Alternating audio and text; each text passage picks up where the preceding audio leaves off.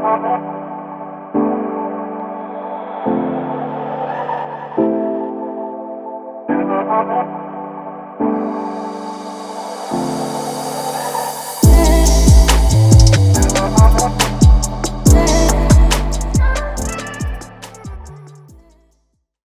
welcome. We're going to call this our winter 2021-2022 reminders and updates.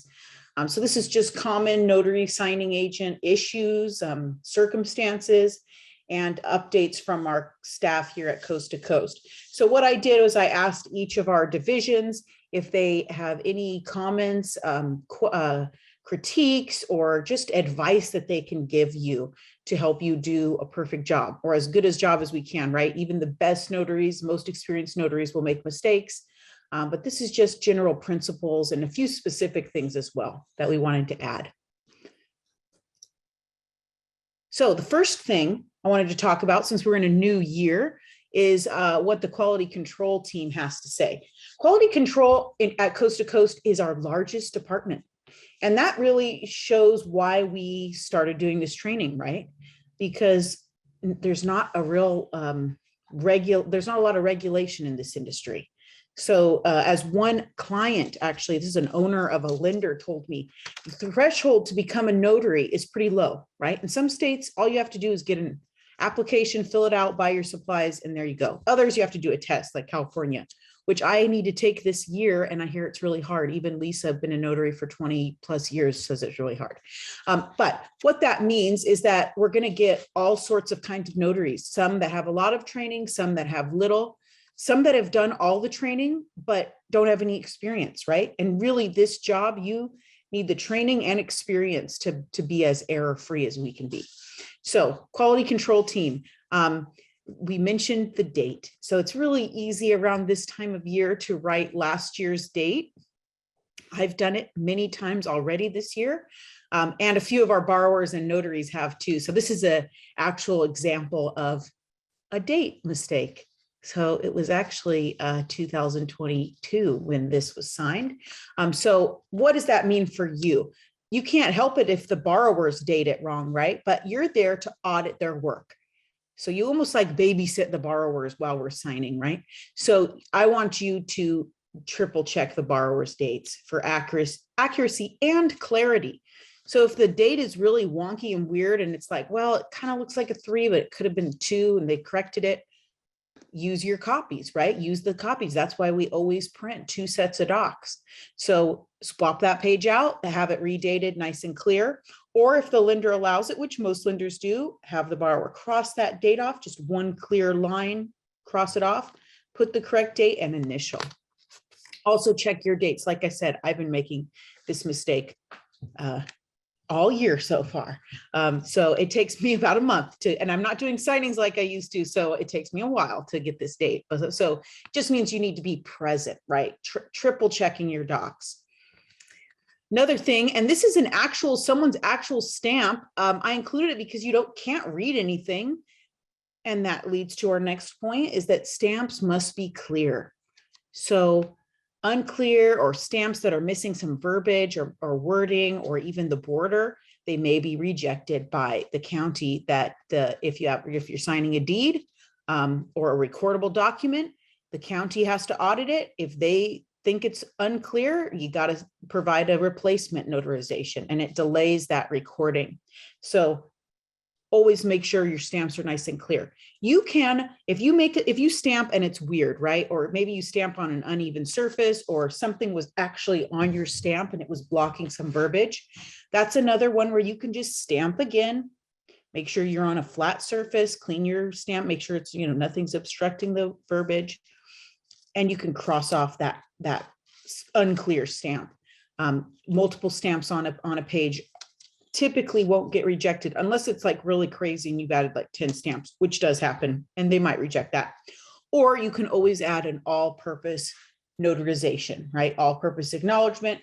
Just place it right behind the original, and that's a perfectly acceptable way to fix a stamp issue that you might have. When in doubt, do that. Will never hurt. It'll never get rejected. So those are 2 things that our quality control team has to say. They also have something to mention about the affidavit of death. This won't be in every set of loan docs, right? Or every signing you go to. It might not be in any so far. If you're a relatively new notary, you might not have seen this one, but it'll be in there from time to time. So if someone who was on the loan had passed, there might be this form just to verify that, the surviving spouse or trustee or in person is acknowledging that they have attached a certification of death or a death cert, and that they are maybe the only trustees left.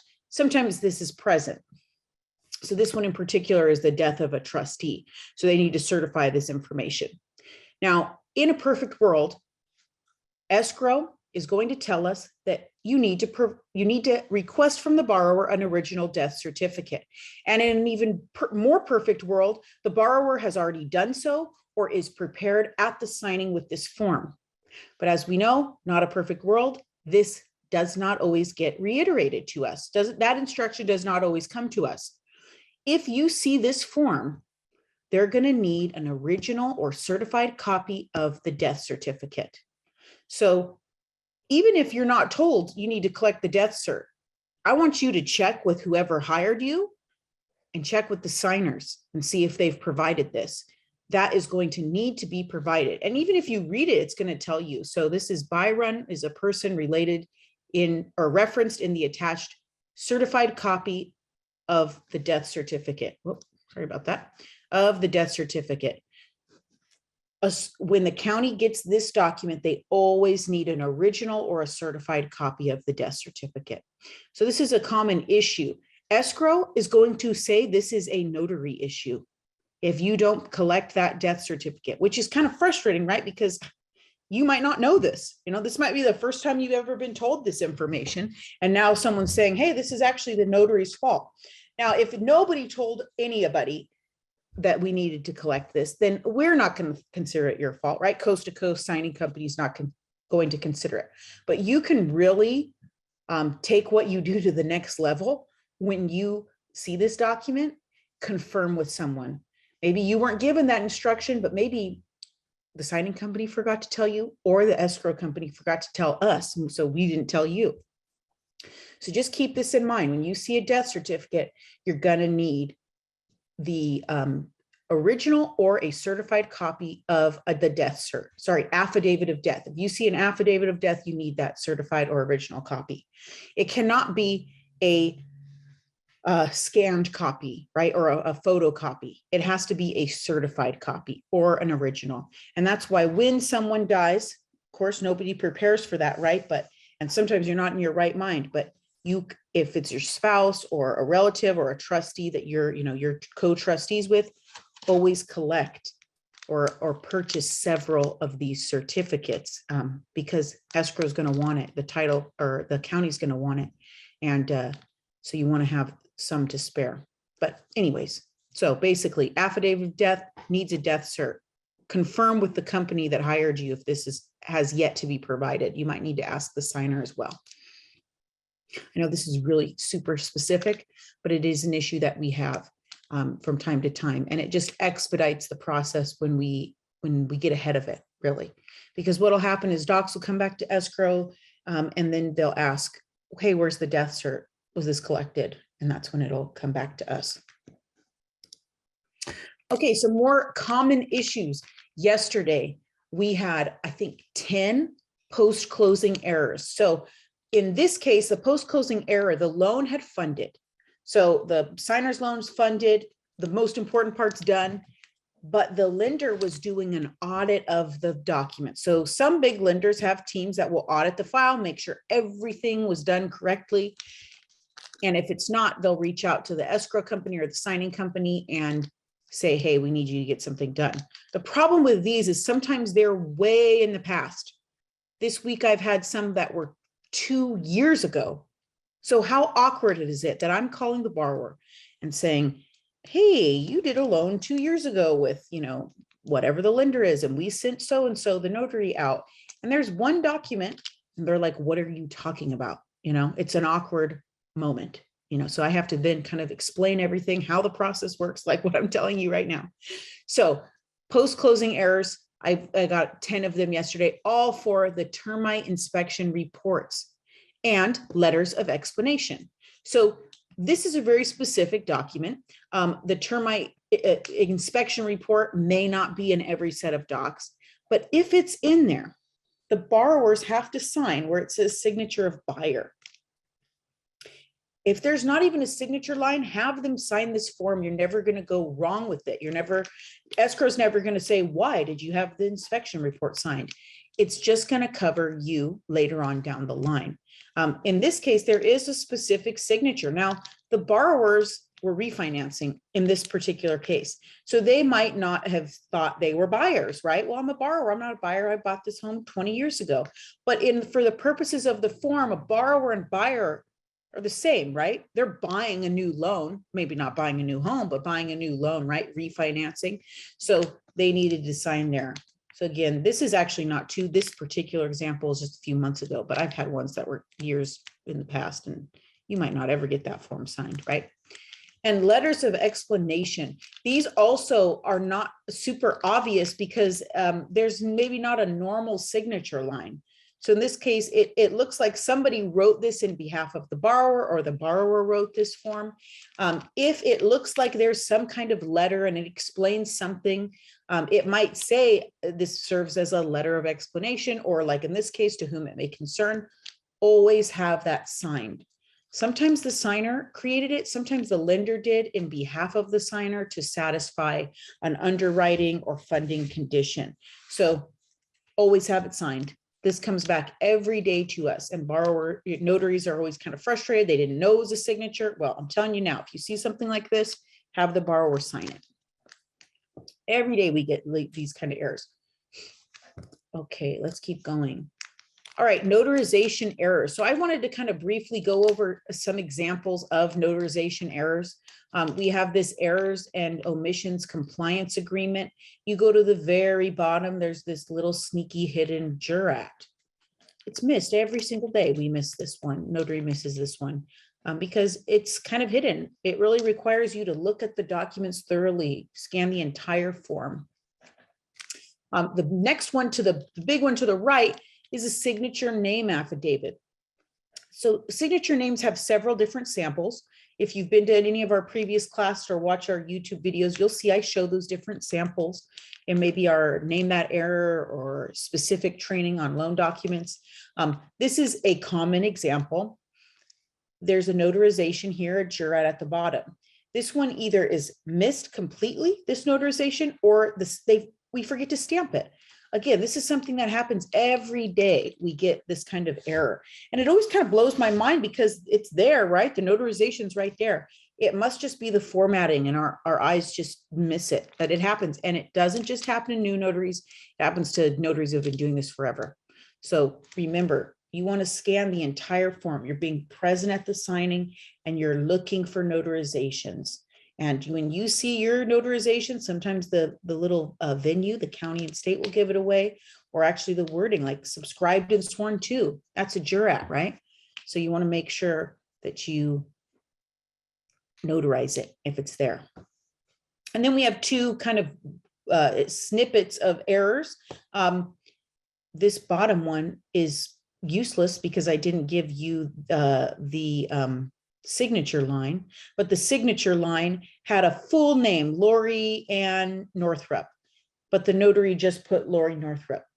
Remember, you have to notarize the name exactly as the signature line dictates. So let's go back to this sample on the right. Lillian Guerrero, the name pre-printed, Lillian Guerrero, not more, not less. Now this one at the top, this will help us. So the signature line there, right? Allen or Thomas Allen. But the notary put Jennifer Kent. That's the notary's name. So in this case, the notary, let me go back. The notary notarized herself. And this is a super common error for a jurat because jurats don't really require you to put your notary name at all. And so notaries think, well, that can't be right. I need to put my notary name. Not on jurats. Jurats, you'll always only need to put the signer's name. So the signature line name. And you do have to sign and stamp, but you don't have to print your name, unlike an acknowledgement where you're always going to put your name on the acknowledgement. So these are some common notary errors. If you need more training with notarizations, watch our videos, the errors 101, 201, name that error, that'll help you. You can also email training and we'll send you samples of notarizations that we can help you get those filled out. So you can get used to it if you're a new notary. Okay, next up is the Uniform Residential Loan Application. This one I hadn't added, but this morning I did some training with someone who works with us in quality control, Sharon, and she mentioned that she has something to add. So this is the 1003 loan application. This is the new one, right? If you've been a notary for a long time, you know that this form recently changed. It's a long form now, maybe anywhere from 8 to 10 pages, but it's actually pretty simple to fill out. So keep this in mind. On the new loan application, Uniform Residential Loan Application, we also call that a 1003, you have to make sure the signer initials section 1 if they're applying for joint credit. So it says there, I am applying for joint credit. If that little box is circled, initial, have the signer initial. If it's not circled, then you don't need to initial or have the signer initial. Now, if you're someone who's like, I'm paranoid, I'm always going to have them initial, that's fine. You can initial, you can over initial this form. You just don't want to under initial it. So section 1, if there is a co-borrower or they're applying for joint credit, they must initial. Okay. Whoa, my computer's going crazy today, as usual. If you've been here before, it happens every time. Section 6 also requires attention. So section 1, initial if there's multiple borrowers. Section 6 always requires a signature and a date from the borrowers. Sometimes if there's multiple borrowers, they will both need to sign this section. Sometimes they have their own. You just have to be present, right? You can't make a blanket rule. You just need to look at the form and see what it's asking for. So although this is a long document, right, upwards of 10, maybe more pages if there's multiple borrowers, you just need to worry about section 1 and section 6. But yeah, lots of missing initials on this one for if there's joint borrowers. So keep this one in mind. Okay, so that was kind of a summary from the quality control team. Let's talk about what our emails team. So this is the team that any correspondence from you, from our clients, from our signers will first go to this team. So this is a busy team. They didn't have too much to say, but they had a few things. So quick reminder, when you work with Coast to Coast, you don't need to send an invoice. That doesn't apply to other clients. If you're working directly with escrow, they're probably going to want an invoice. Some signing companies may want an invoice, but when you're working with us, you don't need to send an invoice. Our accounting system does it all for us. So when we get your invoices, we just archive them. So you don't need to send them. After the signing is complete, ship docs immediately. So what does that mean? Well, they're referring to if a file requires scan backs. For Coast to Coast, and again, this just applies to Coast, we don't need to approve your scan backs on a standard loan closing. Upload the scans, ship them.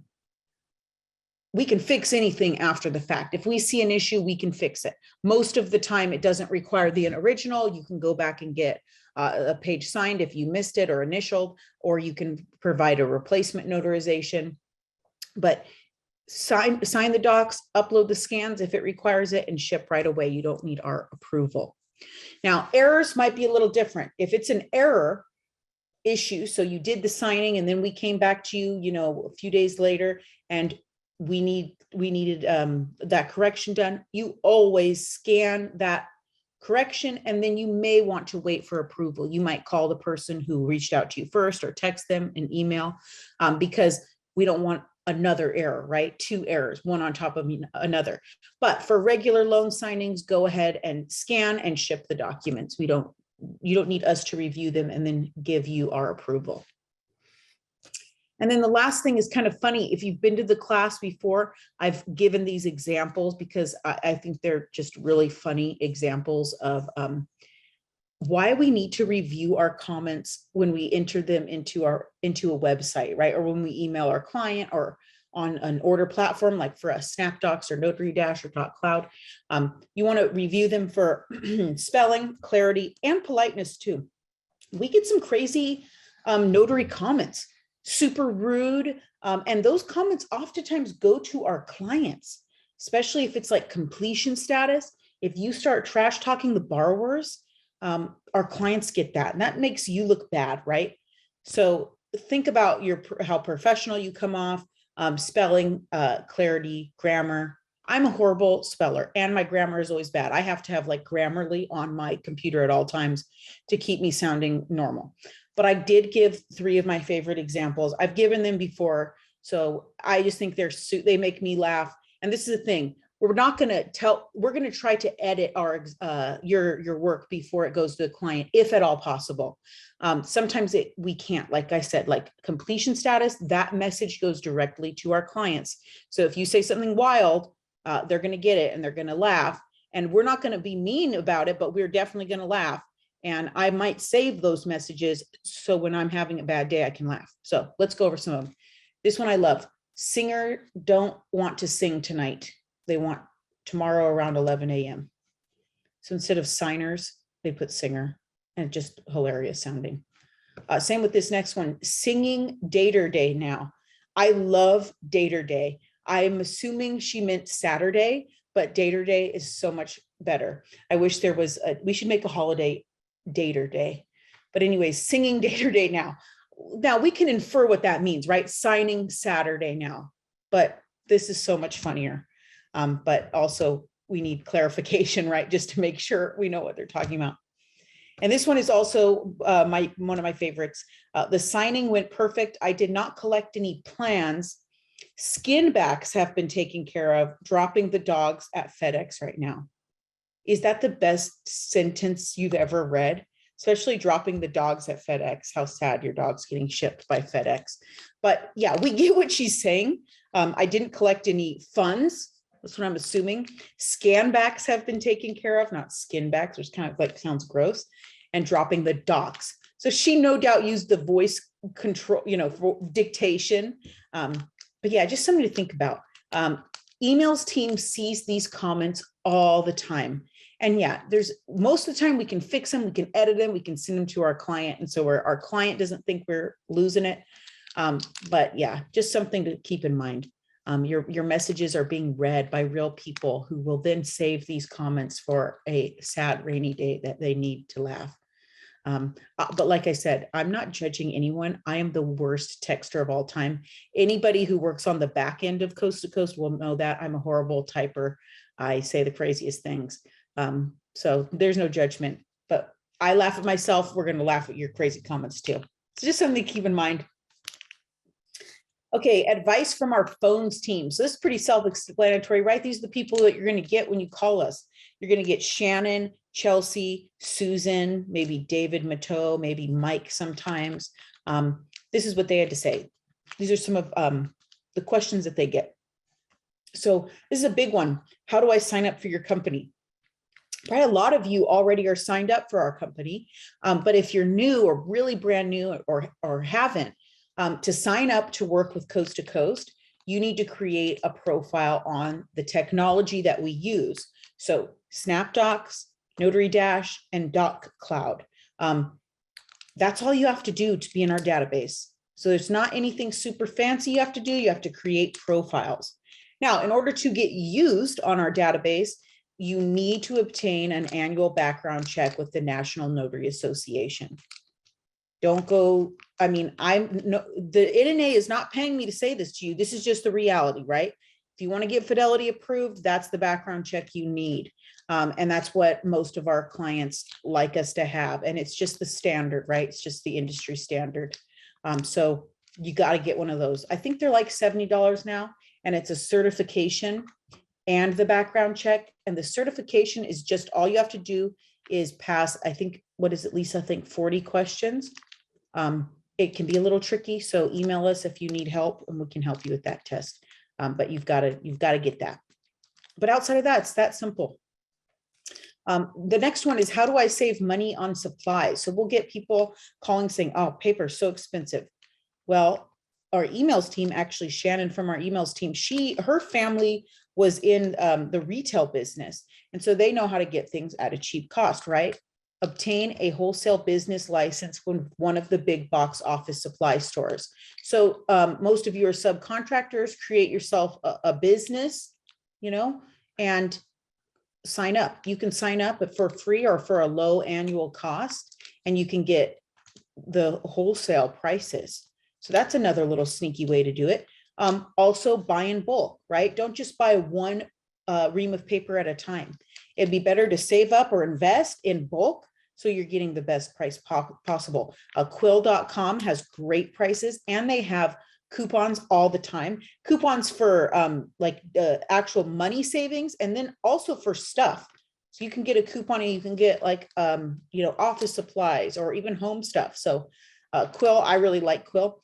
Also on Amazon, and this is my friend Julie does this. She looks for like damaged boxes. So on Amazon, you can see like maybe the actual box of the big package was damaged, but it's at a cheaper cost. And as long as the paper's fine, who cares what the box looks right? So those are the two questions that we get. How do I save money on supplies, and how do I sign up for your company? Those are kind of the big ones that they get. So maybe that's helpful to some of you.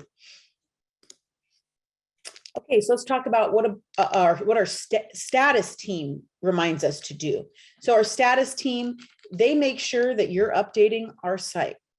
They catch any issues, they catch no-shows, and they're going to bug you if you haven't updated the site about maybe calling the signers or completing the file. So they remind us to call signers within 1 hour of receiving the assignment.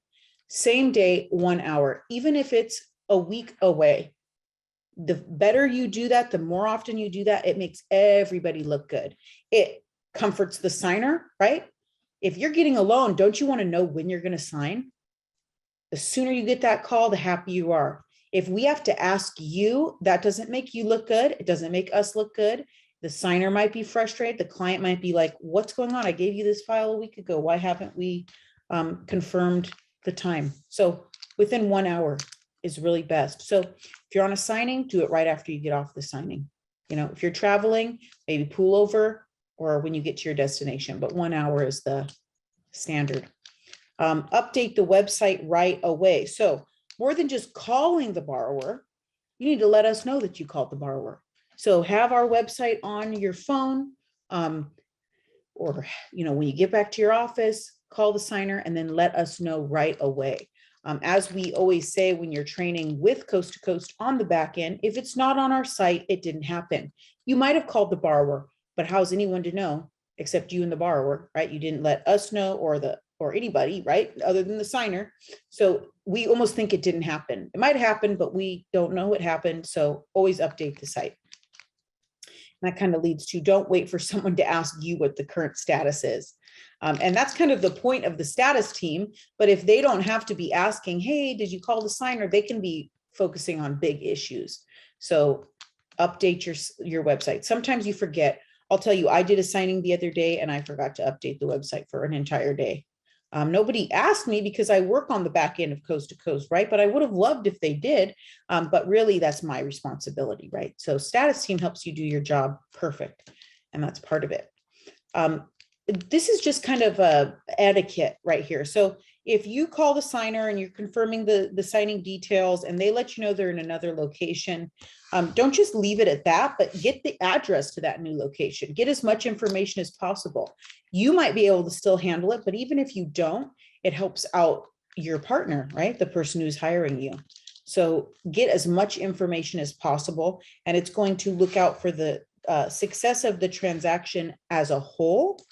And it makes partners, which that's how you're going to get continued calls, right? It's making those partnerships. Now, we're going to talk a little bit about this today with this slide and a future slide, but what about if you have to cancel or you need the signing to be reassigned to another notary? Our advice is to not just put a message in the website, but to call the company who hired you. Do a combination of both of those things. That's going to expedite the reassignment time. Most reassignments, I'd say, are within the same day or a few hours of the signing. So we really need as much time possible to find a replacement. Finding notaries same day can be difficult. So if you put a note in the website, and this happens all the time, and it is Incredibly frustrating. 3 in the morning, a notary will put a note, I can't do the signing for a 9 a.m. in a few hours, right? 6 hours. Can't do the signing. They don't call us. Well, 3 a.m. might be an early time to call, but you can text, right? Text the person who hired you, the scheduler who called you. Call as soon as you can. Maybe the better thing to have done at that time is call around 7 a.m. because what happened was our emails team got on early in the morning, like 7 a.m. Pacific Standard Time, maybe a little earlier, but they didn't get to that message until a little later. So it basically what happens is that means the signing needs to get rescheduled. So instead of happening at 9, like the borrowers were planning on, maybe it happened later that day. So do a combination of calling and putting the information in our website. That's the way we can ensure that we have plenty of time to get that signing reassigned. Another quick note from our status team, ship docs out same day or very next day if possible. When adding completion status to an order, always enter correct tracking number. So let me go back here. So there's a little sample of what it looks like when you add status of a file. You have the option of choosing the shipping company and entering the tracking number. Some notaries will just put to follow, and then that's the only opportunity they ever get to add that tracking number. So it ain't going to follow unless we add it, right? Or they'll just put a bunch of X's or a bunch of 7s, and they won't actually put anything that's useful. The entering the tracking number isn't the end of the world. If you don't do it, it's not the end of the world, but it makes your partner, right, the company that's hiring you, life's easier. I've started doing a report for one of our teams that need a report, and I have to track some files. And if I don't see that tracking number, it delays me from getting that report out in time, because now I have to manually open up the order, look at the docs, pull the tracking. It's not hard.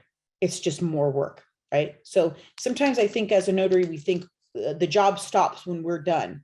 But all of those little parts are there for a reason, right? We ask for the tracking for a reason. So just keep that in mind. And when it comes to shipping docs same day, if you're here every week or listen to our YouTube videos, you're going to hear me talk about this because it's just a reoccurring problem. Again, I'm telling you, I'm working on a new report. And I mean, I have some of the best notaries shipping docs 2 days late. What's going on? Well, I'll tell you what's going on because I was a full-time notary. You're forgetting about docs. You're putting them in the trunk of your car. You're not shipping them out immediately. You're overbooking yourself, and in your entire life, not just with the doc with your signings, but just in your whole life. You're not giving yourself time to prioritize your work, and clients will get mad. They expect them the next day, or if the signing happened after hours, the following day. So I have 5 signings that I'm trying to get a hold of these notaries. They're not responding to me. And these are all signing notaries who have done on our platform only 300 to 400 signings. So it's very frustrating. I'm just waiting for our client to start yelling. I told them though, so hopefully they don't get too mad because I gave them that warning. Hey, these docs aren't tracking. They should be there Monday. But you must always drop. It's critical. These files have tight turnaround times. So drop the docs. And on top of that, obtain a receipt. This is another story from this week. Signing happened last Wednesday. We asked on Thursday, hey, docs aren't tracking. We asked on Friday. Monday comes around. Our client says, where are the docs? We asked the notary. She said, oh, yeah, I dropped them. They'll start tracking. Tuesday, docs didn't arrive. We called the notary and she said, oh, FedEx told me they pulled drivers that day because of fires. And anyways, they started tracking that day, but she didn't obtain a receipt. How it looks is that she's giving me the go around. She's telling me a lie, that she didn't actually drop them despite our repeated reminders. Now, it could have been that, yeah, FedEx pulled the docs, but why didn't you obtain a receipt? That receipt is your proof. You need that receipt. So what we suggest, take a picture of that receipt, upload it to our site. Don't just save your receipts. Do that every single time as a matter of habit. It'll take you 30 seconds once you get the hang of it. And then you never have that conversation, right? You'll never have someone wondering, were they really just holding on to them and didn't care that I asked them 4 times, just like put me on the back burner? And no partner wants to feel that way, right? We're partners, and partners communicate and prioritize each other. So yeah, that was tough. She also she acted like she did not care at all, like it wasn't her problem. It's your problem. If docs aren't tracking, it's your problem. That's part of your responsibility as a notary, right? So just something to keep in mind. Again, partnerships, communication. I have forgotten docs in my car. I don't even want to tell you how many times. I couldn't even count.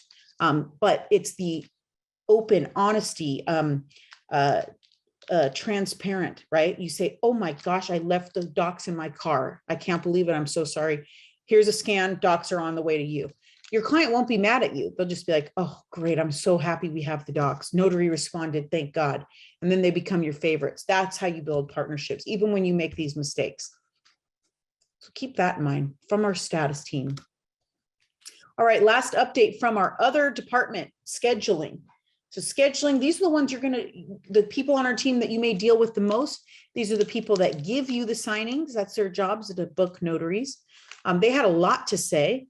So we'll go into it. It's all kind of in the same vein though. So negotiate fees prior to accepting an assignment. That is really the key. And that leads to our second point, which is don't respond to our automator. Those are the text messages you get available if you intend to counter either the time or the fee. If you are available, be available for that time and that fee, and put that available response. If you really can't do it for that time and you need to adjust the fee, then you set your designation on that text message as unavailable. But in that same message, so it says unavailable, you can put a note with a little bit of information. So if you say, I'm unavailable, but I can do it for $50 or whatever it is, I can do it for 25 more, and I'm really only available in the late evening. That's going to help us. So we see those messages. We see unavailable. It's not like we disregard those. If we can't find a notary to meet that specific automation request that we sent out, we're going to examine, like this Adam gentleman. He said, not available. He'd want 50 for it. So if we can't find someone for what we had, maybe it was just a few documents for $40 that we were offering, then we'd go back to, after we've made a few calls, we'd go back to Adam and say, hey, I see you can do it for 50. Are you available for this time? So don't put available if you're not really available for what that text message asked for. Just put unavailable and put the information that is specific to you, whatever the counter would be, or the counter of the time or the fee. That's going to, if you don't do it, it wastes everyone's time. Right. And it doesn't mean you're not going to get the job. You might get the job. We just are going to first go through all of those that said they were available. So just communicate with us. And also think about how you communicate. We've got some notaries who put some incredibly offensive things in those automations. I feel like they don't think that there's real people reading them. There's real people reading them, and they're taking them in a snapshot. And we probably don't want to work with someone who's really rude, because if you're rude on the automation, what are you going to be like to my face, right? Or on the phone. So something to think about. Okay, beware of overbooking yourself. So if you're new, you might think, oh, I'm never going to overbook myself because I just want to do the one signing at a time. But once you start getting good, you have a lot of confidence, you want to take as much as you can, which is a good thing, but you don't want to overbook yourself. That's going to result in backing out of same day orders. And that's a big no-no if at all possible, right? Emergencies happen, life happens, that's one thing. But if you're just like, shoot, I really am cutting it close, I probably can't do this, but the signing is in an hour. Who do you put in a bind? The borrower, the lender, the escrow company, and the company that hired you. That's who you let down. And again, this industry is about making partnerships. You don't want to do that if you can help it. Another thing that our scheduler said was like a trend is that notaries will accept the assignment, confirm it. Docs come in, oftentimes they come in just an hour or two before the signing. They review them and then ask to be reassigned. So it's like after they see some docs, they're like, oh, never mind. That looks like too complicated, or no, I'm not into it. Don't do that. lenders will get mad. They'll say, why are we rescheduling this? Why do we need to have a new notary? And we'll say the notary backed out. We can't help that if you guys back out, right? And they'll say, don't ever use that notary again. Yeah, don't use that notary. They don't care the reason either, but there's this weird trend. When you become good at doing this job, if you've done it after a while, the amount of documents really doesn't matter. Maybe unless it's like a reverse mortgage and it's like 300 pages, but anywhere from 100 to 200 pages. Once you get a good system and process down, all signings will take about 20 to 40 minutes, maybe an hour. And that's just in my experience, the experience of all of my favorite notaries. There are some exceptions and outliers, like, borrower wants to read everything. That's just, doesn't matter how many docs there are. If they want to read everything, you're going to be there a while. But the amount of pages, in my experience and in many other agents' experience, when you have a good system, you're going to be out of there in less than an hour most of the time. So that's just something to keep in mind. Another problem or issue that we want to talk about is if there's a problem with your fee, you don't like it, you need a little bit more, or the docs, or the signer's in another location, contact the person who gave you the assignment first.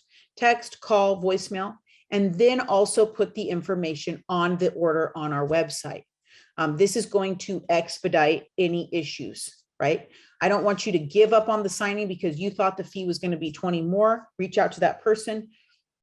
We'll make it right. But reach out by text, call, voicemail first, and then put it on the website as well. And then this one is really general. And you really have, and that's why watching our videos is helpful, because we're going to give you ways to troubleshoot. We couldn't list every possible situation that can go wrong being a notary signing agent. We would just be here all day, every day. But when an issue arises, be proactive instead of reactive. That was what our scheduler said. Those exact words were said several times. So you want to learn to troubleshoot. Okay, my printer's not working. How can I get these docs? What is an alternate way? Do I have a friend that's a notary that I can go over and print them at? Do you have an office that you can print them from using your computer or laptop? Do you have another printer? Maybe it's a smaller printer, but you can eke out another set of loan docs on that. Oh, I ran out of paper. Can you run to the store and get some? Can your spouse or friend or roommate, whoever, pick up some paper? To lose out on a signing is to lose out on money and possibly damage a relationship. Now, we're not the kind of person that's like, oh, they backed out, deactivate, but that's not how we are. But can you build relationship instead of, damaging it? So think about that, troubleshooting. I have had issues, like I am a procrastinator naturally. So I'll have a big signing. I had one a few months back and it was like 8 loans at once. Like 3 hours before the signing, I was like, oh, I don't have any toner and paper. Run to the store, move things around on my schedule, run to the store, get that stuff. I actually had to use 2 printers. So if you've watched any of our classes, I'm going to always suggest having 2 printers, one with a dual tray, maybe the more expensive one, and then a little cheapy printer that will help me out in a jam, right?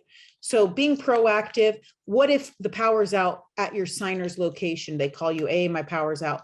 Can you schedule to meet at a Starbucks? Are they willing to meet at a library or a public place that has power? So troubleshooting is a big part of it. And instead of your go-to being, oh, reassign the order, reassign it, I don't want it anymore. Be proactive and say, okay, I'm going to take this as a challenge. I had a new notary. We gave him a signing and he confirmed it. It was an hour before he saw the docs and got scared. And we said, hey, we can help you. We can tell you you're going to have me on speed dial. You have my phone number. You can text me. Let's walk you through the docs as you're printing them. I'll tell you what you need to look out for. No, I'm too scared. I'll do it on another one when I feel less stressed.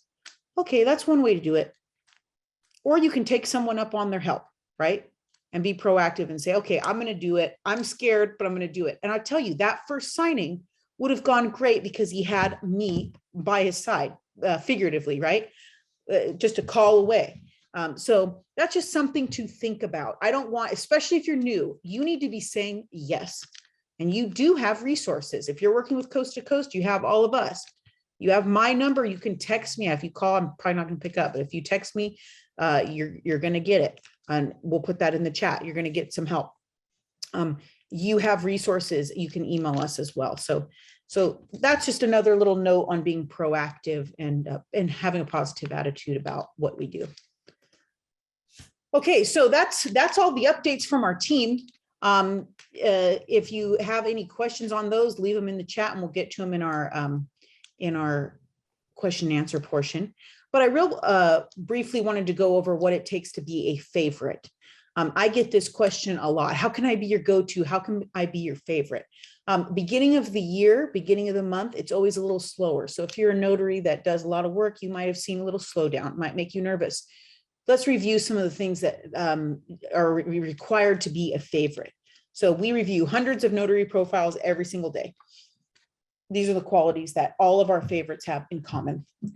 They're knowledgeable, like you guys. They're investing in their education and they never stop learning. And love this point. It's so important. Have the humility to ask questions and keep learning. So everyone here that's watching this either on YouTube or joined our live class, you've got that, right? You're taking in that knowledge. You're investing in yourself. So keep doing it. These ones also follow instructions and directions. So never presume. Look and see what's on the website. Whatever someone told you, follow those instructions. These ones also have excellent customer service skills. So they remember that this job is about helping the signer and the client, the person who hired you, shine. That's what it's about. That's how you can keep getting those calls. It's not about you. It's about the signer and your client. And these ones also make themselves flexible to the signer's and client's needs, accommodating to all. The favorites are like that. Hey, if the signer's running 15 minutes late, they figure out in their schedule so they can be there. Those are the best notaries. Those are the ones that keep getting jobs. They have positive attitudes. They're pleasant and kind. These agents, the feedback from our signers are like, wow, it felt like I just made a new friend, So not everyone is naturally like that, right? But working to be like that, working on that quality. If you're naturally kind of a grump, which we all have days and moments, but if you're someone that, it's hard for you to make friends, just work towards that. And it's all just really simple things, right? Smiling, being helpful, being kind. When you have those qualities, you can turn an uncomfortable or stressful experience into a comfortable, relaxed experience. And that's like the best thing. You'll get a grumpy borrower, or maybe you're late and it's your fault. I can't even blame anybody. It's just you. You didn't judge traffic correctly, which has happened to me. By being kind, empathetic, understanding, apologize where necessary, signers can all of a sudden become your friend, right? It's really hard to be mad at someone when they're nice, right? If they say, I'm sorry, I'm late, this was a situation, and then be kind and understanding. Don't be defensive. Those are the favorites. These ones also place a high value on professionalism, and they're excellent communicators. They, kind of like what we talked about, they review their work and make sure that even their comments make sense. Under pressure, they never forget to be courteous. So we'll get that a lot, is that notaries will be really super to the borrowers. Borrowers love them, but then to us, they're very disrespectful or rude. Don't treat us like partners. And that professionalism has to touch everybody you meet in this industry. So every person you deal with, it reflects on you. And then a big one, they take accountability. And so this is another thing our errors department wanted me to mention, is if you make an error, don't get defensive. Don't play the blame game. Instead say, okay, I'll fix it. Yeah, I got it. Now, if it really wasn't your error, you can explain, I don't think this is my error because this, and that. But what's your attitude? Are you going to fix it? What if they come back and say, actually, this was, this form was in the set, here it is. All we need is accountability. You don't need to grovel. You don't need to, feel like the worst notary in the world, because everyone makes mistakes. Just have that, okay, I'm on it, I'll fix it attitude. And you will go from being maybe, oh, we're frustrated at you, to super happy and go, okay, my partner's got it. They're going to fix it. One less thing. So that's kind of what it takes to be a favorite. These are some of the qualities to be a favorite. So keep that in mind. It might be a little slower. You might be worried. Keep working on these attitudes. every signing, display them. You're going to keep getting those calls. There's enough work out there for everyone. All right, so that's kind of our reminders. Last little thing is we want to ask you if you like to work with us and if you enjoy our training, pretty please go on Coast to Coast on Google, Yelp, or Facebook and leave us a review. We have very few reviews. I think on Google, we're like at a 4.2 out of 5, but we only have 13 reviews. It's not something we've really ever pushed, but since you guys attend our classes, if you like us, please go on one or all of those platforms and tell us what you think. It would really mean a lot to us. Okay, last slide. And this is really for people who aren't on our live class today. So if you're one of our YouTube viewers and would like to join our live classes, or if you're a live class attendee and would like to receive the PDFs of today or any of our previous classes, this PowerPoint, remember to email us at training@c2csignings.com.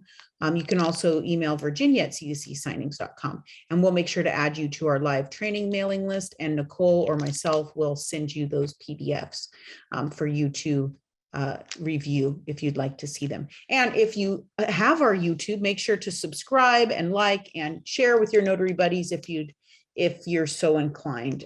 The more people that get this education, Lisa says it almost every week. We're talking to you guys. You guys are most likely not going to make these mistakes, right? You're not going to have these issues because you're here. We really need to get this information to the other notaries, right? So if you know notaries who might benefit from this, make sure to share our YouTube, invite them to our classes. Our classes are open to anybody. Even if you have a buddy who would like to be a notary, send them to our classes.